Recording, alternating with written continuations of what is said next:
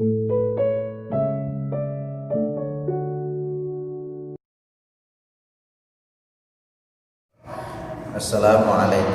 warahmatullahi wabarakatuh.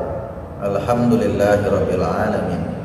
Hamdan syakirin hamdan na'imin. Hamdan yuafi ni'amahu wa yukafi. Ya Rabbana lakal hamdu laka syukru kama yanbaghi li jalali wajhika wa li sultanik. Asyhadu an la ilaha illallah wahdahu la syarika lah wa asyhadu anna Muhammadan abduhu wa rasuluh. Allahumma shalli wa sallim ala sayyidina Muhammadin wa ala alihi wa sahbihi ajma'in. Amma ba'd. Ikhwan wa akhwatu fillah yang dirahmati Allah, alhamdulillah pada hari ini kita masih diberikan kesempatan untuk saling bermuzakarah, saling nasihat menasihati, saling ingat mengingatkan demi kebaikan kita bersama, agar kita menjadi orang-orang yang senantiasa bermanfaat dalam kehidupan kita di dunia maupun di akhirat kelak. Dan kita berharap mudah-mudahan dengan seringnya kita bermuzakarah, mentadabburi diri dan alam sekitar kita, memperbaiki hubungan dengan sesama manusia, yang insya Allah menjadi berkah, menjadi kebaikan buat kita semua. Dalam kehidupan ini tentu sebagai seorang muslim banyak sekali anjuran dari agama kita, dari ajaran Islam, untuk senantiasa bertakarub kepada Allah dalam bentuk ibadah yang bermacam-macam. Salah satunya adalah tilawah Al-Quran. Jadi membaca Al-Quran bagi orang-orang yang senantiasa dawam istiqomah itu memiliki keutamaan-keutamaan. Al-Quran itu bisa memuliakan atau mengangkat derajat kita, dan juga bisa menghinakan, merendahkan derajat kita. Sebagaimana dalam hadis Rasulullah yang diriwayatkan oleh Imam Muslim, dikatakan dalam hadis tersebut yang diriwayatkan dari sahabat Nabi Muhammad SAW, sahabat Umar radhiyallahu anhu, yang berbunyi, An Umar bin Al-Khattab radhiyallahu anhu, anna Nabiyya sallallahu alaihi wasallam qala, bersabda Rasulullah sallallahu alaihi wasallam, inna Allah, sesungguhnya Allah yarfa'u, akan mengangkat derajat di hadzal kitab, dengan kitab ini, aqwaman, berbagai macam kaum.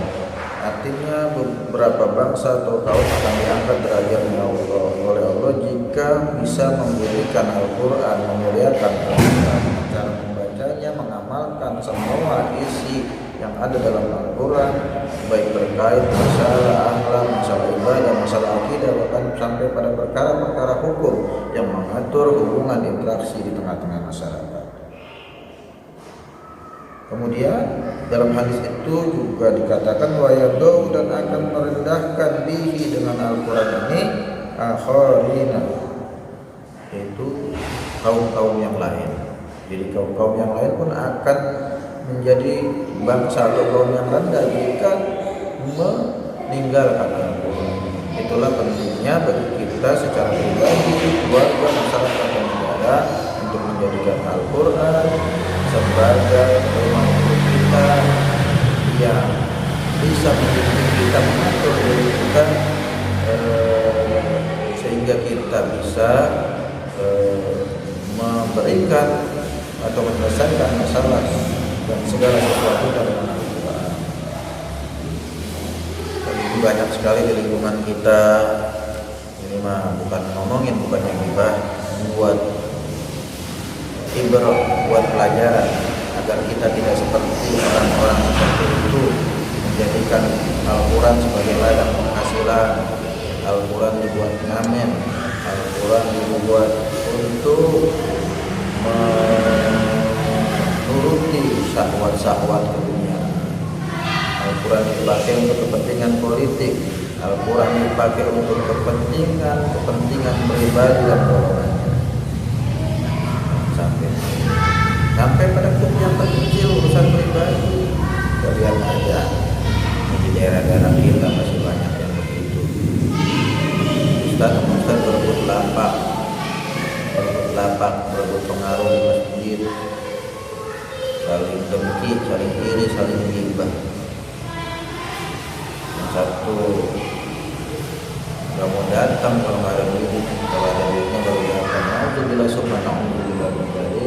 Jadikan apapun yang Allah berikan kepada kita dikasih amanah untuk berdakwah membimbing masyarakat, tentunya dengan cara-cara yang baik, bukan dengan cara-cara yang kemudian menghinakan diri kita sendiri. Jangan sampai kita mengemis-ngemis dengan mengatasnamakan Al-Quran.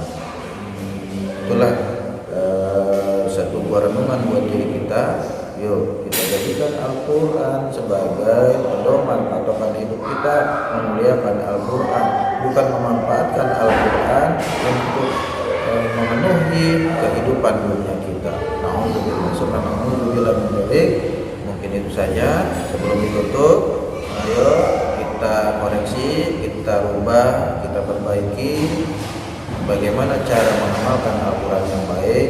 Itu apapun yang kita lakukan dengan Al-Quran, jadikan itu sebagai ladang pahala dan ibadah, bukan ladang uang, bukan ladang kekayaan, bukan ladang gengsi, bukan ladang prestis, bukan ladang pengaruh, bukan ladang agar kita mendapatkan muhibbin, mendapatkan dukungan sehingga kita menjadi tokoh.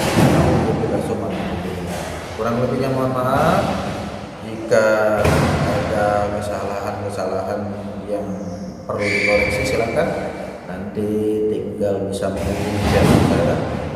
Kurang lebihnya mohon maaf. Yang benar tentunya datang dari Allah, Zat yang maha benar dan mustahil salah. Yang salah tentunya dari saya hamba yang dhaif. Wallahu muwaffiq ila aqwamit thoriq. Summa assalamu alaikum warahmatullahi wabarakatuh.